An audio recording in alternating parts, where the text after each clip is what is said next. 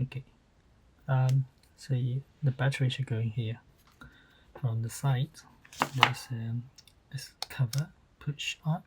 Here you pop backwards. And then the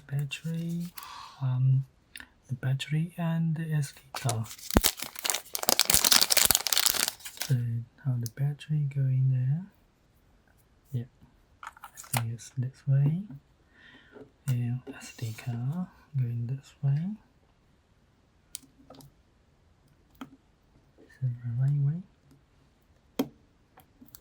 Oopsie, not loaded in. Yeah, it's in now. Okay, so and then slide down.